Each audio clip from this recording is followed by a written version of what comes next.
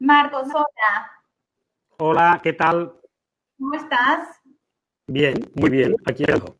Bueno, vamos a contar a todos que bueno, tenemos ahí estás, ahí estás. Tenemos una presentación especial para hacer, súper rápida, pero súper profunda, de hacia dónde vamos, ¿no? Vos ya tenés muchísimos años de experiencia, no sé si ponerme a leer tu currículum, porque vamos a estar acá Sí, sí. muchísimo tiempo, pero, pero tenés muchísimos años de experiencia trabajando con diferentes compañías, en diversos temas, pero fundamentalmente, como me gusta decir a mí, sos un futurólogo. Trabajás para Banco Mundial, sos asesor de un montón de compañías, escribís para las revistas de Harvard, bueno, un montón de cosas. Que el que esté interesado, tu biografía está colgada, pero como el tiempo es corto porque tenés muchas obligaciones, no quiero perderlo en eso. Y sí que, bueno, a ver si nos compartís la pantalla y te vemos bien, Muy bien, te muy bien. dejo tranquilamente para que nos digas qué va a Vale, pasar. pues yo voy a apagar mi pantalla para que la comunicación sea mejor y voy a compartir pantalla. ¿Eh? A Vale.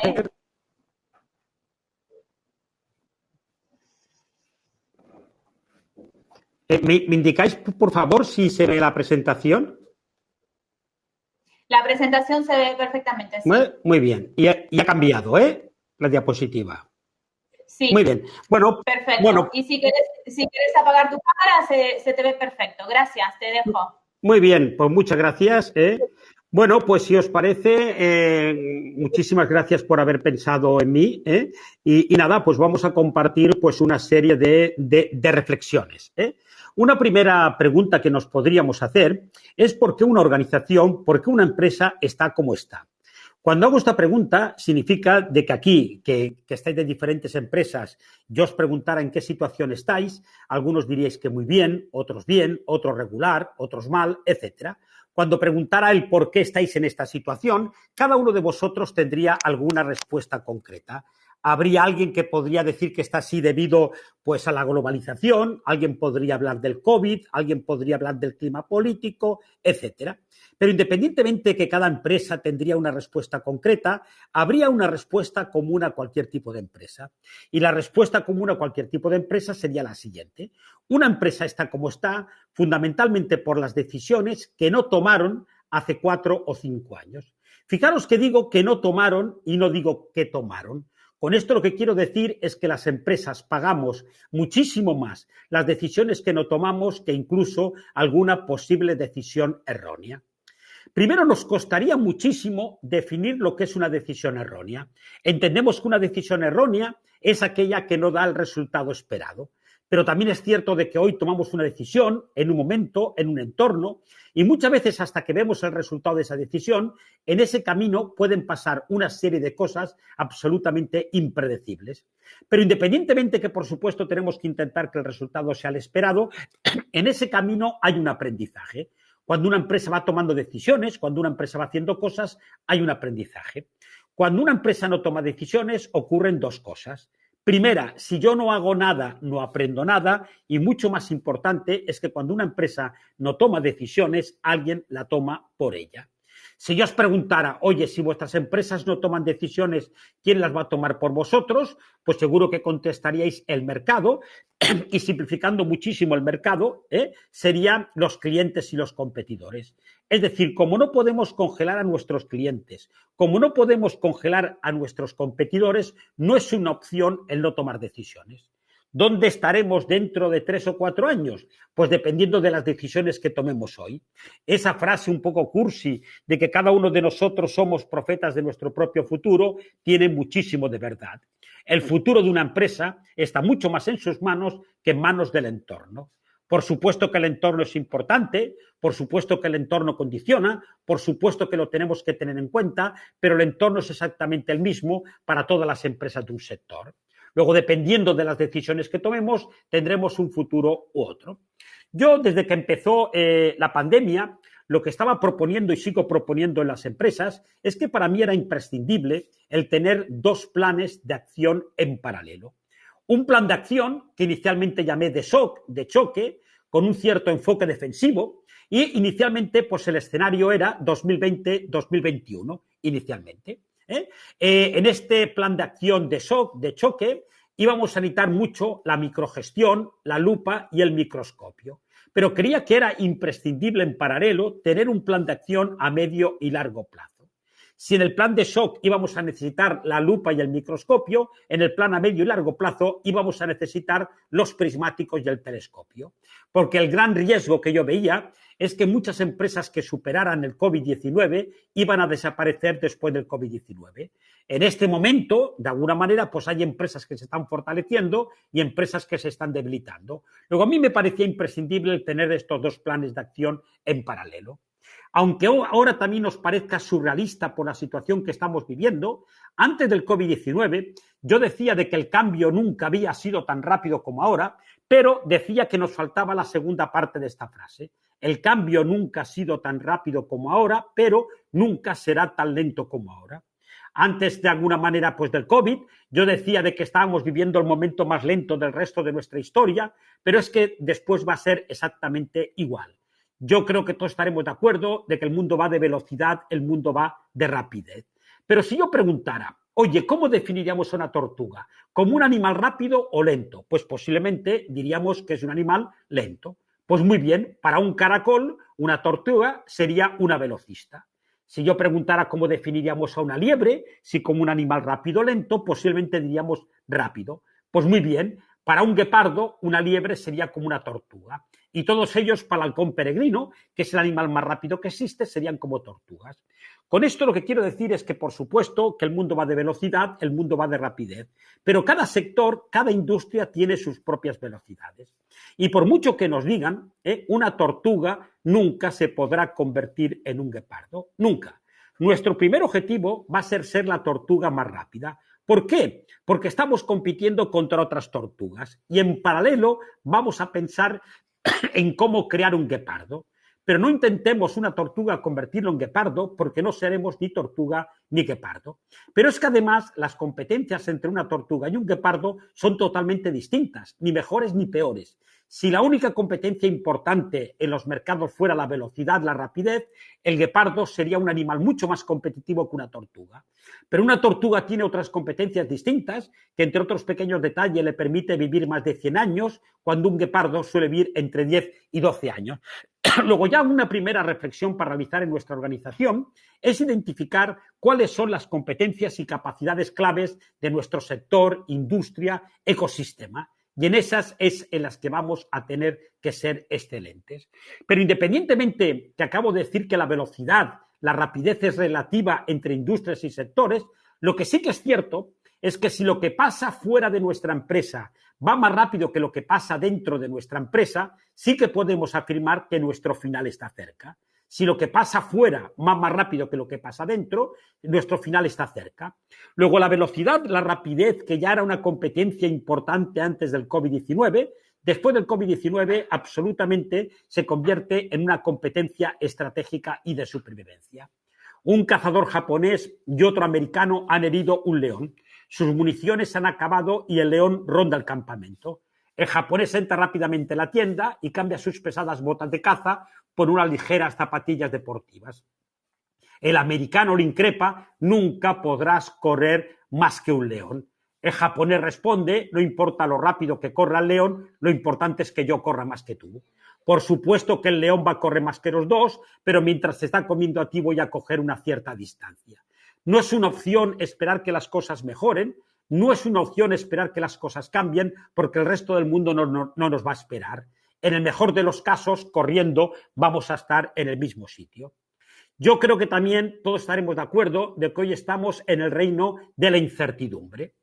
Pero también es cierto de que cuando hablamos de incertidumbre, cuando hablamos de complejidad, creemos que estamos hablando de algo nuevo. Y ya el filósofo Kant, que hace muchos años que dijo que la inteligencia de un individuo se evalúa por la cantidad de incertidumbre que es capaz de soportar.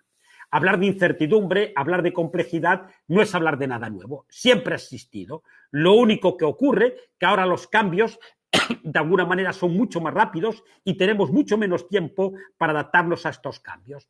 Pero realmente a veces nos cuesta diferenciar lo que son los riesgos de lo que es la incertidumbre. Fijaros que todos vosotros sois absolutamente expertos en riesgos. Por ejemplo, para conducir, para manejar, la lluvia es un riesgo. Y como es un riesgo, existen neumáticos para la lluvia, asfaltos para la lluvia y cursos de conducción para la lluvia. Un riesgo, somos capaces de identificarlo, lo evaluamos y somos capaces de tomar medidas. Y vosotros sois absolutamente expertos en lo que sería la gestión de riesgos. Pero en cambio, nos cuesta muchísimo más gestionar la incertidumbre. Si la lluvia para conducir, para manejar sería un riesgo, la niebla sería incertidumbre. Y generalmente cuando conducimos y manejamos más despacio, con lluvia o con niebla, con niebla. Esto significa de que vamos a tener que aprender a gestionar en un entorno de riesgos, pero sobre todo también de incertidumbre. Y si esperamos a tener todas las certezas para tomar una decisión, posiblemente ya no tenga sentido esa decisión porque habrán cambiado los supósitos de partida. Habrá que encontrar un equilibrio entre lo que he llamado el saber incierto y las decisiones acertadas. Pero posiblemente hoy estemos viviendo el momento de mayor incertidumbre que hubiéramos conocido. Entonces, mi sentido común me dice que cuanto mayor es la incertidumbre, mayor tiene que ser la agilidad. Luego, si también antes del COVID-19 la agilidad, la flexibilidad ya eran una competencia importante, también después del COVID-19 absolutamente se convierte en una competencia estratégica y de supervivencia. Y por mencionar, aunque podríamos mencionar una tercer competencia imprescindible, voy a mencionar la que había sido la olvidada durante muchísimos años, la resiliencia. Todos sabéis que la resiliencia es la capacidad que tenemos de gestionar y de superar con éxito la adversidad, la capacidad que tenemos de tropezar, caernos y volvernos a levantar. Pues realmente el COVID-19 nos ha demostrado que la resiliencia es también absolutamente otra competencia de supervivencia y estratégica. Luego, por mencionar en este momento tres, estaríamos hablando de la velocidad barra rapidez, agilidad barra flexibilidad y resiliencia. Ya lo dijo Churchill, si estás atravesando un infierno, sigue caminando. Todos segurísimo que conocéis perfectamente, y con esto no os voy a dar ningún tipo de novedad, el concepto VUCA, pero ahora sí que os voy a dar ya una media novedad. Digo media novedad porque ya llevo un cierto tiempo, de alguna manera, hablando de la evolución del concepto VUCA. VUCA es un concepto que lo creó el ejército norteamericano en los años 90. Durante muchos años se utilizó exclusivamente en el mundo militar, en el mundo de la geoestrategia, y desde hace aproximadamente 7 o 8 años empezó a utilizarse pues, en el mundo de las empresas, en el mundo de las organizaciones. Todos sabéis que VUCA son las iniciales en inglés de volátil, incierto, complejo y ambiguo. Y esto significa de que el mundo cambia con más rapidez, todo es más imprevisible, mucho más complejo y mucho más difícil de interpretar. Yo creo que más o menos todos estaríamos bastante de acuerdo que el mundo es como el último párrafo que aquí aparece y lo único que hicimos es ponerle un nombre a este mundo. Pero antes del COVID-19 ya habíamos visto de que el mundo VUCA había quedado absolutamente superado. Yo formo parte del Grupo de Reflexión Estratégica del Estado Mayor de la Defensa de España y del Instituto de Estudios Estratégicos de España y hemos evolucionado el concepto VUCA a este nuevo concepto que ahora os voy a compartir con vosotros, que igual alguno ya me ha escuchado últimamente, que incluso el mes pasado en la revista de Harvard me publicaron un artículo sobre este nuevo concepto. Y el VUCA se convierte en el VIRCAS con 2 cosas al cuadrado. Repito que es la evolución del VUCA. ¿Cuál es el nuevo mundo? Pues la V continúa siendo volátil como antes. Si os acordáis, la U de VUCA era la U del incierto en inglés. Como este es un concepto que hemos creado en España, la U del incierto en inglés lo hemos convertido en una I del incierto en español. Pero hemos añadido otra I más y por eso la I está al cuadrado y es la inmediatez. ¿Qué significa la inmediatez? Vamos a ver, no hay un solo día en que en el mundo no ocurra algo que pueda tener un impacto económico, político, social. Los hechos ocurren sin cesar, no hay tregua. La R sería ruido. ¿A qué me refiero con ruido? Estamos permanentemente bombardeados con información y con desinformación y nos cuesta muchísimo discernir una de la otra. Vamos a tener que aprender a gestionar, a liderar, a tomar decisiones en este entorno permanente de ruido. La C continúa siendo complejo. Si os acordáis, había una A que era ambiguo y ahora hay otra más y por eso también la A está al cuadrado y es aceleración. Todo cada vez va más rápido. Y la S sería simultaneidad de disparidades. ¿A qué me refiero con la simultaneidad de disparidades? En el mundo están ocurriendo de forma simultánea hechos absolutamente divergentes, con lo que no tenemos ni idea de hacia dónde va el mundo. Pues repito que esto sería la evolución del mundo VUCA. Y aquí voy a compartir con vosotros la gran herramienta para enfrentarnos a este mundo y un poco para enfrentarnos al futuro. La prospectiva estratégica. Yo hace muchos años que me dedico a la prospectiva estratégica, trabajándolo con empresas, etcétera, y también trabajándolo mucho en el sector asegurador. Pero un poco la sensación que yo tenía cuando lo explicaba es que las empresas hace un tiempo lo veían como algo curioso, como algo interesante, pero que lo veían como algo lejano. El COVID-19 ha puesto la prospectiva estratégica como una mirada imprescindible. Todos sabéis que existen dos formas de enfrentarnos a un proceso de reflexión estratégica.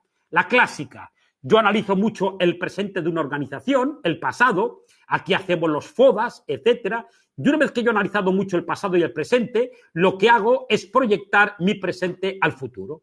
Aunque nunca hubierais oído hablar de esta palabra, a esto le llamaríamos la proyectiva estratégica. Es proyectar el presente al futuro. Es una visión incremental de los mercados. Cuando los mercados más o menos eran estables y predecibles, esto nos había servido. ¿Cuál sería, no me atrevería a decir la forma correcta, pero como mínimo complementaria? Mira, el pasado de una empresa me importa relativamente poco. Por supuesto que tiene que haber aprendizajes. ¿El presente me importa? Pues claro, pero sobre todo me importa el futuro en el que voy a tener que competir. Daros cuenta de que arriba el futuro simplemente era la proyección del presente. Abajo el futuro es el punto de partida. Una vez que yo he identificado en qué futuro voy a tener que competir, voy a trazar mi camino de mi presente al futuro. A esto le llamamos la prospectiva estratégica. Voy a dar simplemente ahora 2 o 3 pinceladas sobre prospectiva, porque esto nos llevaría por muchísimo tiempo, pero la prospectiva en el fondo, es decir, el gran objetivo que tiene es intentar colocar el futuro en la agenda del presente. Porque si yo cuando estoy en un proceso de reflexión no pienso en el futuro, todas mis decisiones ¿en qué van a estar basadas? Pues van a estar basadas en mi experiencia, que sería el pasado y el presente. Simplemente pensando en el futuro, ya voy a transformar el presente, porque en mis procesos de decisión estoy incorporando otra variable más, que es la variable del futuro. Estoy absolutamente de acuerdo en que pensaréis en cómo somos capaces de identificar las claves del futuro, pero por supuesto que tenemos metodología para hacerlo. También es muy importante ver la velocidad de las tendencias y ser capaz de diferenciar lo que es una moda de una tendencia. Y muchas veces cuando hablamos del coronavirus decimos que nada va, de alguna manera que el coronavirus lo va a cambiar todo. Yo no digo que no cambie cosas, pero yo creo que sobre todo va a ser un acelerador de muchísimas cosas. He intentado aplicar la famosa regla de Pareto del 80-20 para intentar visualizar el futuro de una organización, y lo que digo es que el 20% del tiempo que dediquemos hoy a pensar en el futuro se nos va a transformar en el 80% de los ingresos de mañana. Luego, a mí no se me ocurre mejor inversión en nuestra empresa que es dedicar ese 20% del tiempo a pensar en el futuro. La prospectiva estratégica, que si a alguien le interesa, por supuesto me podéis pedir por mail más información, está basada en 2 conceptos universales, estándar, que son impacto y escenarios.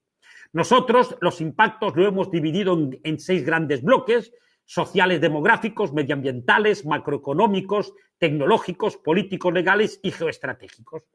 De la relación que nosotros tenemos de todos estos impactos, por supuesto que cada empresa lo que tendrá que hacer es seleccionar cuáles son más relevantes para su ecosistema, para su modelo de negocio, etcétera. Es decir, bajo ningún concepto hay que trabajar con todos los impactos. Cuando hablamos de prospectiva estratégica, bajo ningún concepto pretendemos adivinar el futuro, porque es imposible. Bajo ningún concepto pretendemos predecir el futuro, porque es imposible. Lo que pretendemos es visualizar los posibles futuros y estar preparados para ello. Y totalmente relacionado con esto de visualizar los posibles futuros y estar preparados para ellos, la prospectiva estratégica lo que nos permite es crear un sistema de alarmas tempranas. Es cómo podemos crear un sistema que nos avise con el tiempo suficiente para reaccionar a todas aquellas amenazas y también que nos pueda servir para generar oportunidades. Sois muy jóvenes, si no os acordaréis, pero en 1964 existía la Unión Soviética, había un presidente que era Khrushchev, lo destituyeron y lo sustituyó Brezhnev. Y le dejó 2 cartas escritas. Le dijo que cuando tuviese un primer problema utilizara la primera carta y cuando tuviese otro problema utilizara la segunda carta. Y Brezhnev se guardó las cartas. Como es normal, al cabo de poco tiempo empezaron a aparecer los problemas, Brezhnev se acordó del consejo y abrió la primera carta. Y esta primera carta decía, échame la culpa de todo. Perfecto. Brezhnev dijo que todos los problemas eran del anterior. Esto lo hacen todos los políticos, que llevan 20 años gobernando y todavía es la herencia recibida. Pero oye, el tema se solucionó. Pero como es normal, al cabo de poco tiempo empezaron a aparecer más problemas. Y Brezhnev dijo, hombre, con lo bien que me ha ido la primera carta, voy a utilizar la segunda carta. Abrió la segunda carta y esta segunda carta decía, empieza a escribir 2 cartas. Vamos a ver, el entorno es el que es. Nos gustará o no nos gustará, pero tenemos que aprender a competir en el entorno que nos ha tocado. Hay empresas que se focalizan muchísimo más en lo que no se puede hacer que en lo que se puede hacer. Si yo me focalizo en lo que no se puede hacer, no voy a hacer nada.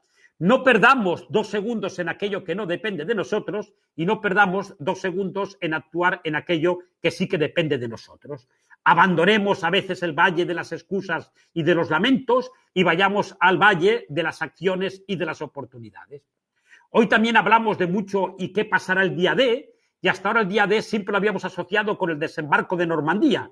Posiblemente a partir de ahora, cuando hablemos del día D, estaremos hablando del día después del coronavirus.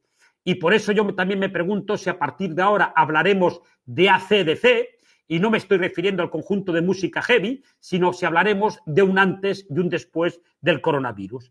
¿Cuáles son los impactos? Porque siempre que ha habido alguna gran crisis en el mundo, siempre ha habido cambios duraderos. Por ejemplo, la Segunda Guerra Mundial, entre otros, representó la incorporación masiva de la mujer al mundo laboral. Y esto vino para quedarse. El 11 de septiembre de Estados Unidos representó un incremento de la seguridad en aeropuertos y aviones y esto vino para quedarse. El primer SARS representó un incremento del comercio electrónico, el nacimiento de Alibaba, esto vino para quedarse e incluso el COVID-19 ha hecho que esto tenga pues, un crecimiento exponencial. Por eso una pregunta que nos deberíamos hacer en nuestra organización, ¿cuáles son los impactos temporales y duraderos del COVID-19? Porque de esos impactos van a aparecer riesgos, amenazas, pero también, sobre todo, oportunidades. Y por intentar simplemente pues, mencionar algunos que yo creo significativos, he intentado de alguna manera identificar 6, por supuesto que hay más, pero yo creo que un impacto es el cambio en la mirada estratégica, de la proyectiva a la prospectiva. Otro sería el teletrabajo, que hasta ahora ha sido un modelo exitoso de improvisación, pero tiene que pasar a formar parte de un modelo de gestión. La transformación digital, que se está produciendo una aceleración, la preocupación por la resiliencia de las organizaciones, en el cliente en el centro de todas nuestras decisiones y la sostenibilidad como un eje estratégico de vital importancia. Yo creo que estos 6 impactos han venido absolutamente para quedarse. Un soldado español destinado en Irak recibe una carta de su novio de Madrid. La carta decía lo siguiente: querido Alberto, ya no puedo continuar con esta relación. La distancia que nos separa es demasiado grande. Tengo que admitir que te he sido infiel varias veces de que te fuiste y creo que tú ni yo nos merecemos esto. Lo siento. Por favor, devuélveme la foto que te envié con amor, Sofía. El soldado muy enfadado le pidió a todos sus compañeros que le regalaran fotos de sus novias, hermanas, amigas, tías, primas, etc. Junto con la foto de Sofía, incluyó todas esas otras fotos que había recolectado de sus compañeros. Había 57 fotos en el sobre y una nota que decía: querida Sofía, perdóname, pero no puedo recordar quién narices eres. Por favor, busca tu foto en el sobre y me devuelves el resto. Moraleja: a un derrotado hay que saber fastidiar al enemigo. Lo que nunca podemos perder es la dignidad. Y ya las reflexiones un poco finales, más a nivel estratégico, podrían ser las siguientes. Vamos a ver un poco lo que es la vida o la muerte de las empresas. Voy a hacer 3 reflexiones estratégicas y la segunda va a ser un cambio de paradigma. Si yo preguntara, oye, cuando yo compro un taladro, ¿qué estoy comprando? Pues podríamos decir una herramienta, una solución, etcétera. Pero generalmente cuando yo compro un taladro, lo que estoy comprando es el agujero, el hueco en la pared. ¿Esto qué significa? Vamos a hacer estas 3 reflexiones estratégicas. La primera, lo que una empresa vende de lo que le compra, siempre, absolutamente siempre, son 2 cosas distintas. Black Decker vende taladros, pero le estoy comprando agujeros en la pared. Un banco vende dinero, pero yo no le compro dinero al banco. Si le comprase dinero al banco, el dinero me lo guardaría a un cajón. Si yo os preguntara inicialmente qué contestaríais si preguntara qué vende Starbucks, posiblemente habríais contestado café. Pero, ¿qué le estamos comprando a Starbucks? Pues generalmente le estamos comprando un espacio físico con wifi, un espacio físico con una cierta comodidad con wifi. Esto significa de que yo suelo ir a un Starbucks cuando tengo un rato, he quedado con alguien para leer, para trabajar con el ordenador, etcétera. ¿Dónde se juega la vida Starbucks? ¿En la gestión del café o en la gestión de los espacios? En la gestión de los espacios. Segunda reflexión estratégica y cambio de paradigma. Una empresa está en el negocio de lo que te compran y no estás en el negocio de lo que vendes. El que decide en qué negocio estás es el cliente. Y la tercera reflexión estratégica es que tenemos que innovar en lo que estamos vendiendo, pero sobre todo en lo que nos están comprando. Por ejemplo, Black Decker tiene que seguir innovando en taladros, pero tiene que pensar en otras formas de hacer agujeros en la pared o de colgar cuadros, etcétera. Innovar en lo que estamos vendiendo sería la innovación incremental. Innovar en lo que nos están comprando sería la innovación disruptiva. Por eso, 3 preguntas que nos deberíamos hacer es, de alguna manera, es ¿en qué negocio crees que estás? ¿En qué negocio estás? ¿Y en qué negocio te gustaría estar? Muchas empresas están tomando decisiones en un negocio equivocado. Muchas veces hablamos de planeación estratégica como si fuera una única cosa. Y yo digo que las empresas necesitan menos planeación y más estrategia. La estrategia me dice dónde quiero que vaya el tren. La planeación me ayuda a que sea puntual, pero no me sirve de nada que sea puntual si vamos a la estación equivocada. Porque por eso, de cuando en cuando, tenemos que cambiar el reloj por una brújula. Si yo me equivoco de dirección, cuanto más rápido vaya, ya más me estaré alejando de mi destino. La brújula sería la estrategia de la empresa. Y no nos olvidemos de que si una empresa está orientada en una dirección errónea, la última cosa que necesita es ser más eficiente. Si estamos orientados en la dirección errónea, es decir, cuanto más eficientes seamos, más cavaremos nuestra propia tumba. Con lo que cuidado con la productividad. La productividad está muy bien, pero siempre que esté bien enfocada. Porque nosotros no podemos evitar lo que está pasando, pero sí que depende de nosotros el cómo lo gestionamos y el cómo nos enfrentamos a ello. Porque ante las situaciones complicadas y críticas como las que estamos viviendo, que no le quiero quitar criticidad, están las empresas que lloran, pero también están las empresas que salen a vender pañuelos a las que lloran. Muchas veces la actitud es lo que marca la diferencia.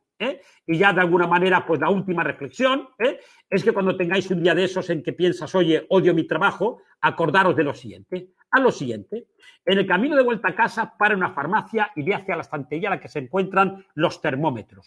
Tienes que comprar un termómetro rectal de la marca Johnson & Johnson. Asegúrate de coger ese modelo y esa marca. Cuando llegues a tu casa, cierra la puerta, desconecta el teléfono para que nadie te moleste. Ponte ropa cómoda, abre el paquete y pon el termómetro sobre tu mesilla de noche. Saca el prospecto y léelo. Encontrarás en letra pequeña la frase: la calidad de cada termómetro rectal fabricado en Johnson & Johnson ha sido verificada personalmente. Ahora cierra los ojos y repite en voz alta al menos 5 veces: estoy muy contento de no trabajar en control de calidad de Johnson & Johnson. Y recordar que siempre hay alguien que puede tener un trabajo peor que el vuestro. Muy bien, pues muchísimas gracias por la atención. Bueno, es decir, esto de hablar a una pantalla es algo pues muy raro, pero bueno, muchísimas gracias. Y espero que de alguna manera, no sé si da tiempo, me imagino que no, de alguna manera, pues de alguna pregunta, algún comentario, y a quien le interese, por supuesto que me puede solicitar la presentación y yo muy gustosamente la enviaré. Gracias, muchísimas gracias. Por el momento no hay ninguna pregunta y yo sé que estás con el tiempo corto. Muchísimas gracias por estar acá con nosotros y evidentemente tenemos todos tus datos de contacto para poder, no sé, que te llamen o te puedan mandar un email o lo que sea. Así que, Marcos, gracias como siempre. Me encanta ver tus presentaciones. Muy bien, pues nada, pues muchísimas gracias y hasta la próxima. Hasta la próxima. Muchísimas gracias a todos los que están participando, a todos los que se quedaron durante todo el día de hoy, aquí durante esta jornada y el día de ayer. Las presentaciones las vamos a compartir también las grabaciones por si se perdieron alguna o no pudieron estar o quieren volver a verla. Estamos a disposición de ustedes para lo que necesiten. Pueden contactar conmigo, con Vanessa, con Ana Paula, con cualquiera de nosotros. Y bueno, aquí estamos para ustedes. Esperamos verlos en el próximo evento. Muchas gracias y que estén muy bien. Chao.